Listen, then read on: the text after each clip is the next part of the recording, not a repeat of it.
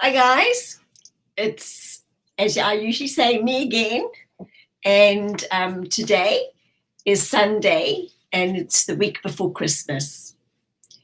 And I'm very thrilled because I've just handed in all 12 chapters of the book, The Discourse, to the publisher, and that should be out in the new year. But what some of you may or may not know is I also have another book called My Invisible Friend, which I haven't published yet, which should come out about a month after The Discourse. And I thought what I would do today is speak to you about everybody having a story. So I thought, you know what I'm going to do? I'm going to read you the opening page, the first two opening pages to my book, My Invisible Friend. So here we go. Okay. Thanks, Dar. Yes, I'm very excited. Last night was a big celebration. I feel that eventually I've done part of my mission and I'm getting there. It's been a wild ride, as they say, these last few months. I couldn't have done it with Alba. I couldn't have done it with the support of friends and my very patient husband. Last night he said to me, "Woohoo! Does this mean that I've got my wife back?" I said, "Don't worry about that.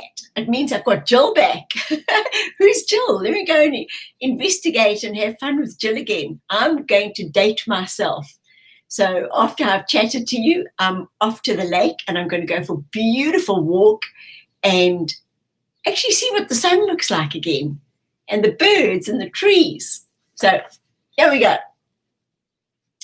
Now, I don't know if you guys have ever heard of Geraldine Orozco.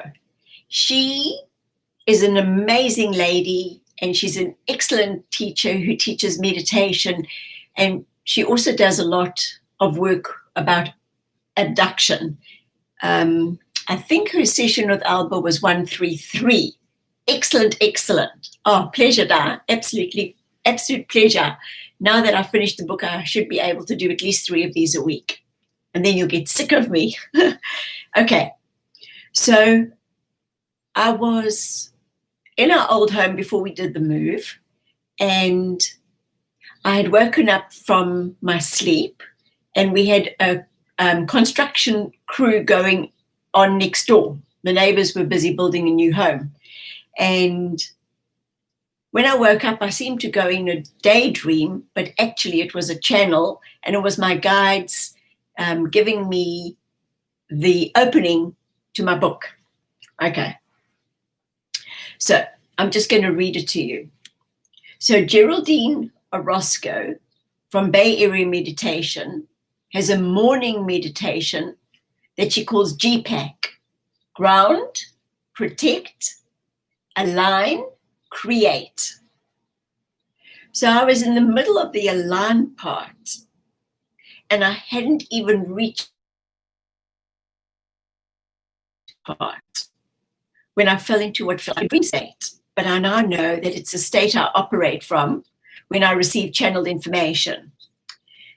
It was conveyed to me that this information needed to be written down, as it would clearly illustrate from the outset how this book, My Invisible Friend, would unfold.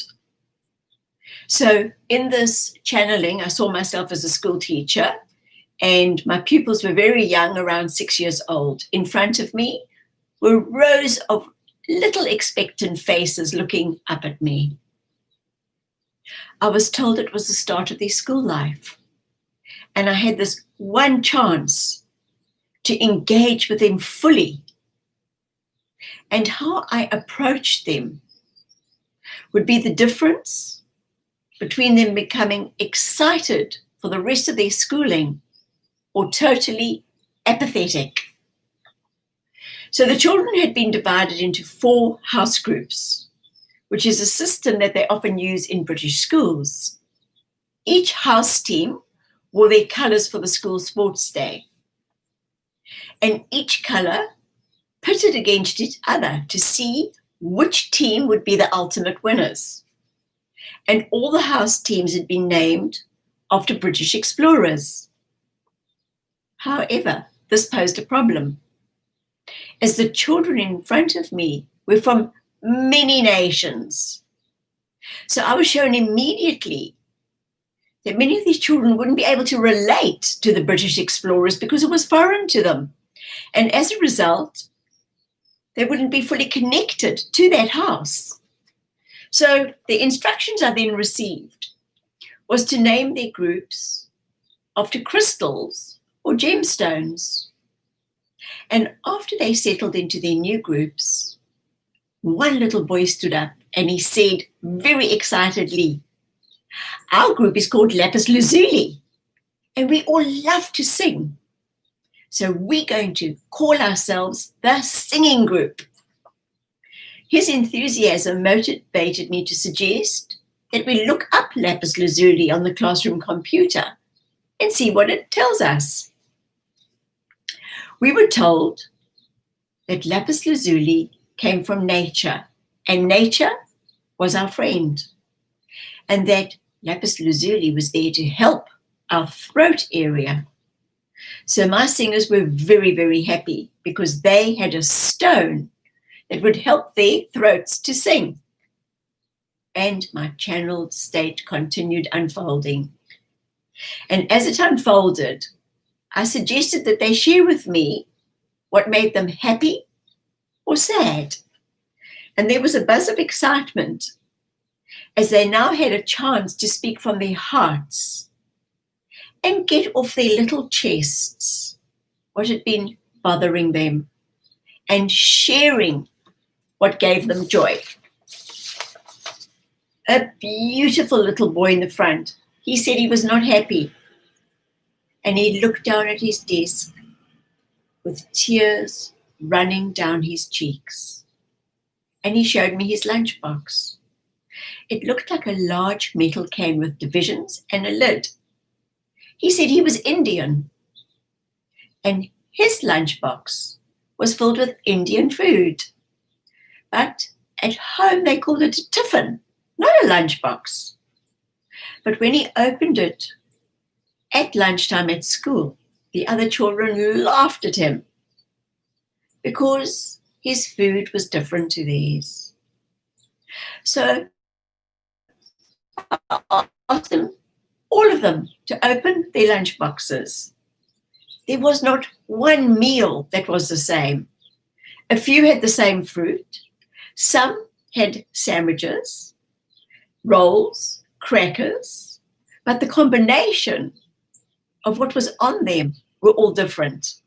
So they gathered around me, and together we looked up all their favorite foods on the computer screen and were shown that the fruit in their lunch boxes actually came from all different parts of the world. Many countries were showcased, and all countries specialized in a different type of fruit. What was found in one place wasn't always in another. One country grew bananas. Even bananas were different. They grew larger in one country than the other.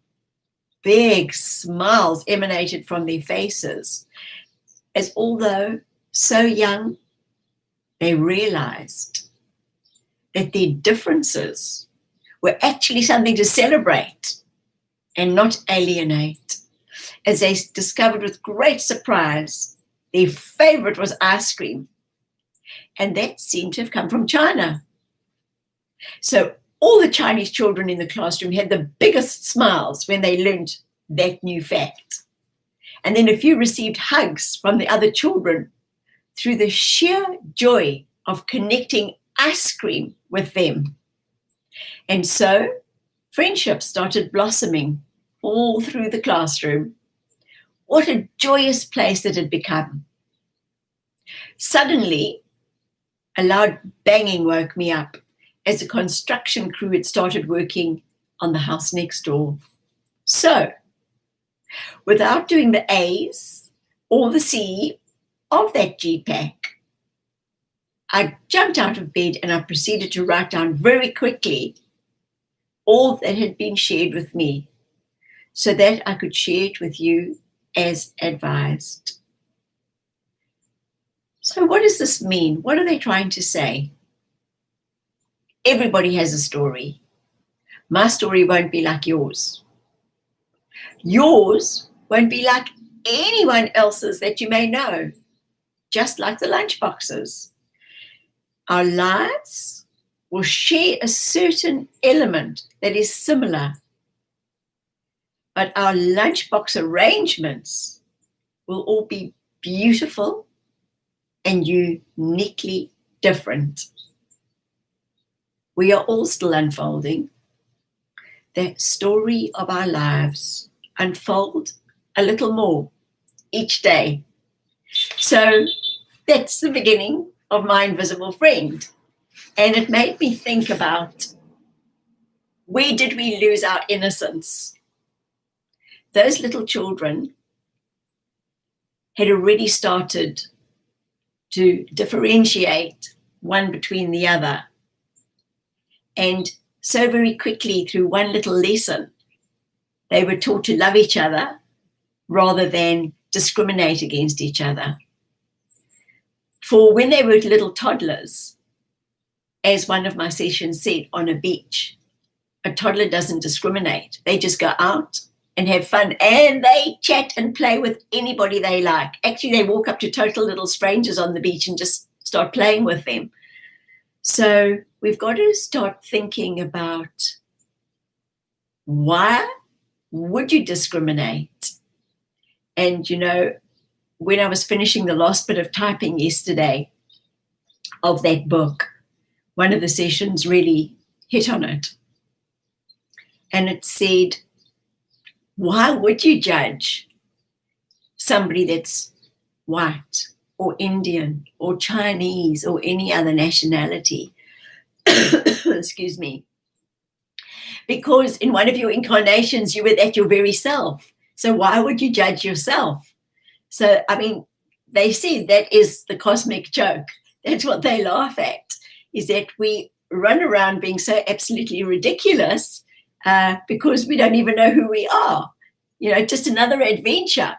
So at this time, maybe something to think about. You're going to have lots of people in your life, children.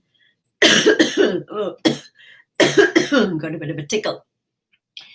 You've got children, you've got nieces and nephews and grandchildren and friends and godchildren, and so many strangers you haven't even met. And how are you going to treat them? Are you going to judge them as you see them in front of you and think, not for me? I have to say, I used to be very, very judgmental until I knew who I was. And I got the biggest learning curve this year. And I was brought up to always think by generations, intergenerational, that tattoos were not the thing. People who had tattoos were somehow that there was something wrong with them, or they were less than, which is so ridiculous. It's like, okay, people who wear their hair down, they're acceptable. But suddenly if I put my hair up in a ponytail and do a different hairstyle, or shave it all off, or have a buzz cut, then I'm judged for that. We must stop putting people in boxes.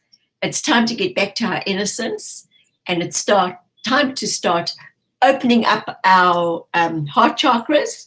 On the 21st, this is really a heart-opening time. You please put your hands on your hearts and just say, please connect me to myself, to my many selves, so that you can start getting the fullness of who you are and bring all your fullness back together, all those fractals. Have a conversation with yourself. See how you're going. How did you do this last week? And what have you got planned for the next week? Have a little chat. And give yourself some advice, the way you would give a very good friend some advice. and just forgive yourself for those times that you weren't as fabulous as you could have been, because that's what we are. We're unfolding. None of us are who or what we were a week ago, a month ago, 6 months ago, a year ago, because that is called evolution. And as they said, they want a revolution for an evolution. And that is to revolve, means to go around, doesn't it? So let's go around inside ourselves. Let's see how that heart is feeling. Let's start sorting things out, forgiving ourselves for the times that we have discriminated against others. And we would never really discriminate against somebody else unless there was something missing inside ourselves. Because, as they always tell me, happy people don't do horrible things to other people. And as my good old mum said, if you haven't got anything nice to say, don't say anything at all. So there you go. That's my little bit of advice and the opening stories, the opening page to that story. So I hope you have a super weekend, or whenever you listen to this, that everything's well in your world and that you have a gorgeous Christmas and a safe and happy holiday period. Thank you, all of you that are here, and Susan and Di and Ram. Really, really appreciate you listening. And Joanne, wherever you are, guys, in the world, love and blessings as well to all of you.